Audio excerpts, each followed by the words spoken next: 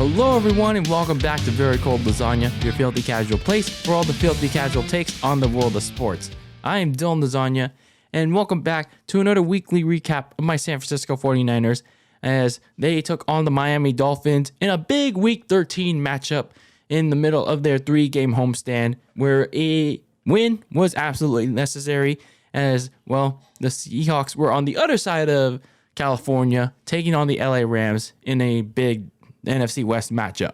So, oh boy, if you were a 49ers fan watching this game, it was a bit of a mixed experience coming out of this one, and we'll definitely get into it because, boy, there's just a lot to talk about. There's definitely a lot to talk about coming out of this game and definitely beyond. So, looking at this game, as I was coming out of work, I noticed that the Dolphins scored literally right away. They literally scored right away. Tua Tagovailoa found Trent Sherfield for like a 75-yard touchdown on the very first play of the game, burning the defense. Like, damn, holy crap. And then here comes the offense, Jimmy Garoppolo. And the offense, like I said, leading up to this game, Jimmy G had to have a bounce back performance. But it's just like a couple plays on their opening drive, it's like he didn't really get an opportunity to do so because he was rolling back, trying to avoid the sack, and he just got sandwiched. He got sandwiched to two defenders, and one of the defenders rolled onto his foot, and eventually later on, he had to come out of the game, and then he eventually went onto a cart and back into the locker room and was eventually ruled out of the game. So in came Mr. Not So Irrelevant on this day, on that Sunday at least, Mr. Brock Purdy to lead in for who at the time we didn't know how long he was going to be in for the game. We didn't know if it was just a series. We didn't know if it was 2 drives, but turns out it was for the whole game. It was for the whole game. So the Niners were down 7-3, and it's like, okay, it's still manageable, and especially considering that since the Dolphins, very first play of the game, they really couldn't do much. Tua Tagovailoa was overthrowing his receivers. The Niners defense was adjusted. They really amped up the pressure on Tua, and Nick Bosa was doing a really good job with Teron Armstead not being there to block Bosa, and was able to generate pressure onto he got him twice in this game, so that really caught Tua off guard. And even if Bosa wasn't there at times, or whether it's rotating him out, or Tua got the ball out quicker than when Bosa got to him, he was overthrowing Tyreek, Sherfield, Wilson, Jeff Wilson, Jalen Waddle. He was just overthrowing a lot of his receivers in this game, and yeah, it was just very, very weird. Even the announcers noticed this. So the Niners defense really held serve, and they also did well to adjust the deep ball in the deep ball coverage, at least most of the time. Blocking Tua from getting his guys. Meanwhile, now that it was the Brock Purdy show on offense, you thought it was going to be like between a Brock and a hard place. It was a Brock and Purdy show, as they like to say it. But as it turns out, after a couple of rocky drives on offense,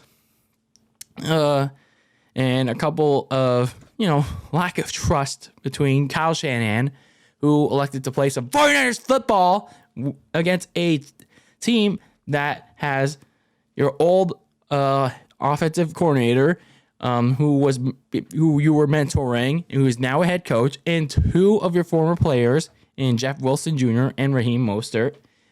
After a couple of drives of 49ers football, Kyle Shanahan finally decided to let his quarterback throw a little bit, finally get comfortable throwing the ball.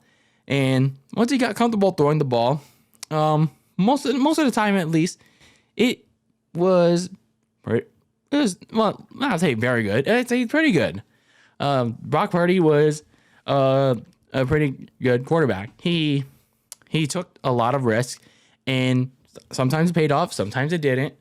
But he got the ball out quicker, and he had a very good quick release, and he took a lot of, like I said, took a lot of chances, although sometimes a little bit unnecessary chances.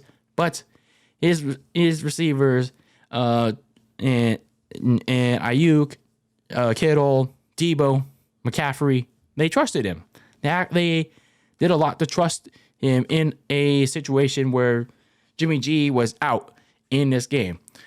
And then all of a sudden, here come the Niners offense, like slowly pushing the field. You know, they still have a little bit of yak throws in the game, but there were a couple of, mid-range throws from Brock Purdy.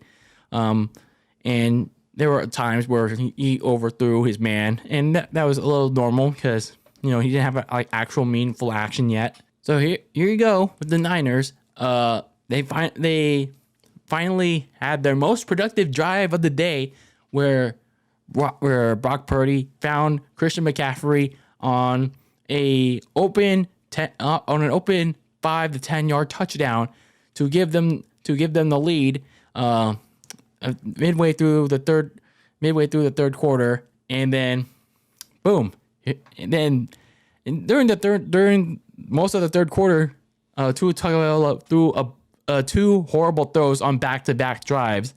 And although it would have been nice to have Brock Purdy get even more points on the board, it's fine. The defense was playing well anyway, but still, it was a much closer game than you would have imagined, despite Tua playing Dolphins football.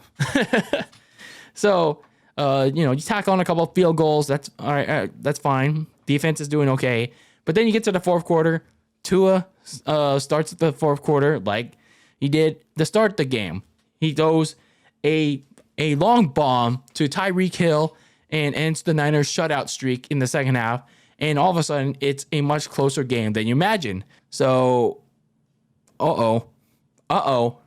and the offense, yes, they're moving the ball, but not enough to get them into field goal range. So they have to punt. And then all of a sudden, the offense for Miami, for Mike McDaniel's Miami, they start converting third downs, and they can't get stopped. And especially considering the fact that they're going hurry up. And here they are. This is where the turning point in the game comes for both of these teams.